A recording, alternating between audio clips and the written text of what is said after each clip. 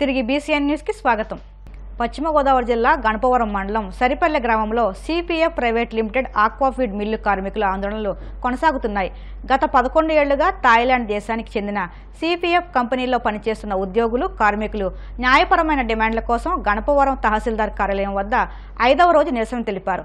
అనంతరం తహసీల్దార్ వై రాంబాబుకు కార్మికులు, ఉద్యోగులు వినతి పత్రం అందజేశారు. ఈ సందర్భంగా సిఐటియు గణపవరం మండలాధ్యక్షుడు మేడిశెట్టి పెంటారావు మాట్లాడుతూ సిపిఎఫ్ ఫ్యాక్టరీ యాజమాన్యం ఏకపక్ష నిర్ణయంతో మూసివేయడం తగదన్నారు. ఉపాధి లేక రాబోయే కాలంలో సిఐటియు ఆధ్వర్యంలో ఉద్యోగ కార్మికులతో ఉద్యమాన్ని మరింత ఉధృతం చేస్తామని అన్నారు. ఈ కార్యక్రమంలో సిఐటియు మండల కార్యదర్శి పి గోవింద్, దండు రామలింగరాజు, ఉద్యోగులు, కార్మికులు పెద్ద సంఖ్యలో పాల్గొన్నారు. జిల్లా గణపవరం మండలం సరిపల్లి గ్రామంలో సిపిఎఫ్ ఫ్యాక్టరీని మూసివేయడం జరిగింది. యాజమాన్యం ముందస్తు విషయం ఎగురుగా కార్మికులు, ఉద్యోగులు చెప్పకుండా మూసారు. మరి ఈరోజు 600 మంది ఫ్యాక్టరీలో పనిచేస్తూ ఉన్నారు. ఇప్పటికైనా అధికారులు స్పందించి ఈ ఫ్యాక్టరీని తెరిపించడం కోసం యాజమాన్యంతో మాట్లాడి ఫ్యాక్టరీని తెరిపించవలసిందిగా మేము సిఐటిగా కోరుతా ఉన్నాం. గత ప్రభుత్వాలు ఉద్యోగులకి, నిరుద్యోగులకి కూడా మేము ఉద్యోగాలు ఇస్తామని చెప్పారు. ఇంతవరకు కూడా వాళ్ళ సమస్య పరిష్కారం చేయలేదు. మరి ఇప్పుడు నూతనంగా వచ్చిన ప్రభుత్వం ఏమైనప్పటికైనా ఈ రాష్ట్రంలో నిరుద్యోగులు లేకుండా చేస్తాం, మూతపడ్డ పరిస్థితిని తెరిపిస్తాం, వాళ్ళకి ఉద్యోగ భద్రత కల్పిస్తామని హామీ ఇచ్చున్నారు నూతన ప్రభుత్వం. కనుక ఇదే ఉదాహరణ ముందుగా ఆంధ్రప్రదేశ్లో సరిపల్లి ఫ్యాక్టరీ పశ్చిమ గోదావరి జిల్లాలో మరి ఈ ఫ్యాక్టరీని నూతనంగా ఎన్నికైనటువంటి ఎమ్మెల్యే గారు కానీ లేదా నూతనంగా ఎన్నికైనటువంటి ముఖ్యమంత్రి గారు కూడా చొరవ తీసుకొని అధికారులకి ఆదేశాలు జారీ చేసి వెంటనే ఈ ఫ్యాక్టరీని తెరిపించి ఉద్యోగులకి ఉద్యోగ భద్రత, కార్మిక భద్రత కల్పించవలసిందిగా సిఐటిగా మేము డిమాండ్ చేస్తూ ఉన్నాం. లేకుంటే మరి ఈ ఉద్యమాన్ని మరింత తీవ్రస్థాయికి తీసుకెళ్లి వీళ్ళకి న్యాయం జరిగే వరకు కూడా రాష్ట్ర వ్యాప్తంగా, అవసరమైన దేశవ్యాప్తంగా కూడా సమస్య తీసుకెళ్తాకి సిఐటియు వెనకం చేయదని ఈ సందర్భంగా తెలియజేస్తాం. అందులో భాగంగా మన గణపవరం ఎంఆర్ఓ గారికి మేము మెమోరాండం ఇవ్వడం జరిగింది. వారు కూడా మాకు ఒక హామీ ఇచ్చారు. వెంటనే పై అధికారులు తీసుకెళ్లి చర్చలకు పిలిపించేటువంటి నేను ఆ ప్రయత్నం చేస్తానని ఆయన కూడా హామీ ఇచ్చారు.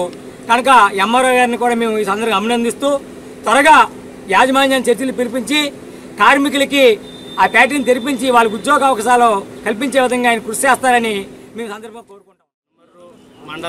గణపవరం మండలం ప్రజలందరూ ఈ ఫ్యాక్టరీ మీద ఆధారపడి చాలా మంది బతుకుతున్నారు. మేము అడిగేది కొత్త ఉద్యోగాలు, కొత్త ఫ్యాక్టరీలు కాదు అడుగుతుంది. ఉన్న ఫ్యాక్టరీని ఎక్కడికి వెళ్ళనివ్వకుండా చూసి మళ్ళీ మా ఫ్యాక్టరీని మాకు మళ్ళీ రన్ చేసే విధంగా ఈ ప్రభుత్వం ఆలోచించాలని ఇది మీరు పెట్టిన మేనిఫెస్టోలో మొదటి పరిశ్రమ మూతపడుతుందంటే ప్రత్యక్షంగా పరోక్షంగా 600 కుటుంబాలు రోడ్డున పడిన విధానం జరిగింది.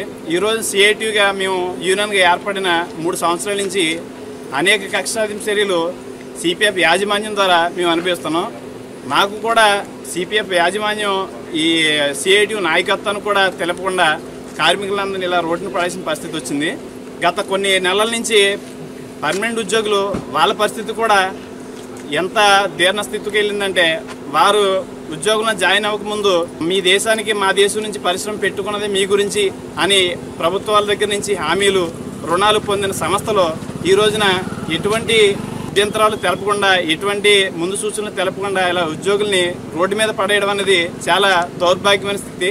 రాబోయే ప్రభుత్వానికి మేము ఇచ్చే మా విన్నపం ఏంటంటే కొత్త పరిశ్రమలు ఎలాగ రావు, ఉన్న పరిస్థితులను బయటకు పంపకుండా మా అందరి కుటుంబాలకి న్యాయం చేకూర్చి మా ఉద్యోగ భద్రత కల్పించాలని ఈరోజు ఈ కార్యక్రమం చేస్తున్నాం. మండల ఎంఆర్ఓ గారికి, తహసీల్దార్ గారికి మా విజ్ఞప్తి అందజేసిన సిఐటి తరఫున.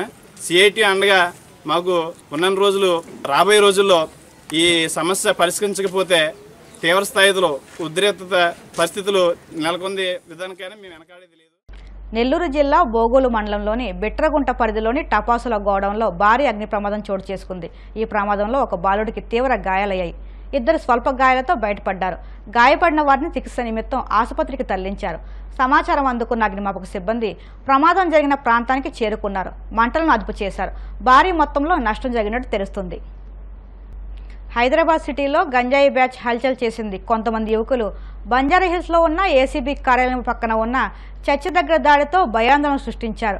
గంజాయి మత్తులో ఉన్న 3 యువకులు చర్చి దగ్గర సిబ్బందితో పాటు మహిళలపై దాడికి పాల్పడ్డారు. మహిళ ప్రతిఘటించడంతో గంజాయి బ్యాచ్ బైక్లపై పరారైంది.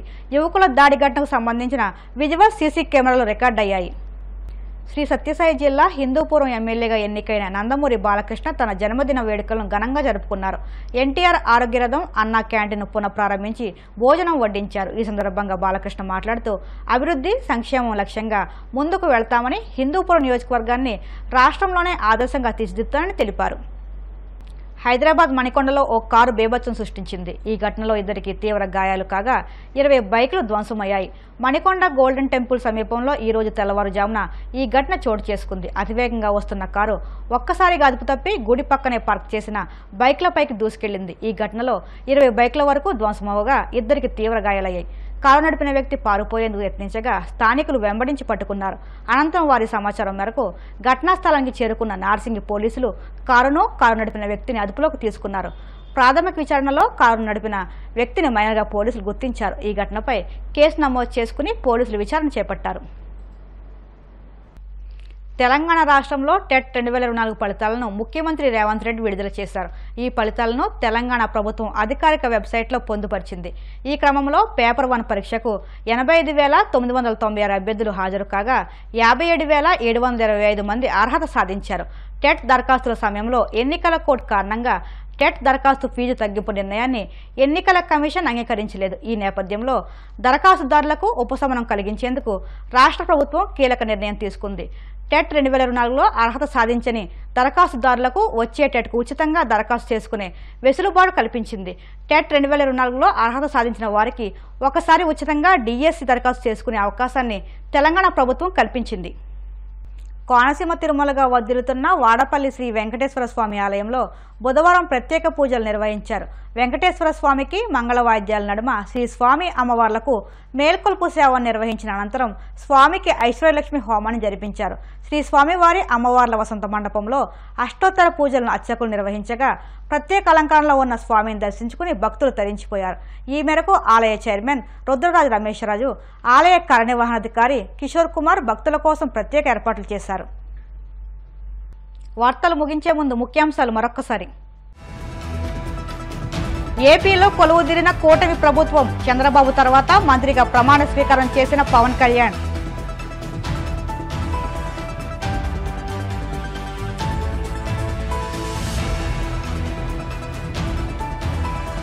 కల్కి సినిమా ట్రైలర్ విడుదల నేపథ్యంలో రసాబాస. హైదరాబాద్ ఆర్టీసీ క్రాస్ రోడ్ థియేటర్లలో యువకుల హల్చల్.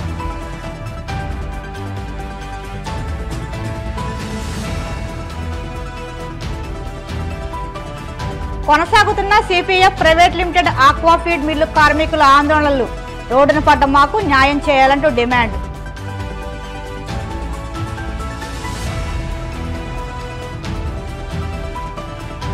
బిట్రగుంట పరిధిలోని టపాసుల గోడౌన్లో భారీ అగ్ని ప్రమాదం.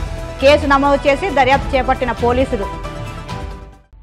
ఇవి ఇప్పటి వరకు ఉన్న వార్తా విశేషాలు. మరిన్ని వార్తా విశేషాలతో మళ్ళీ కలుసుకుందాం. అంతవరకు సెలవు. నమస్కారం.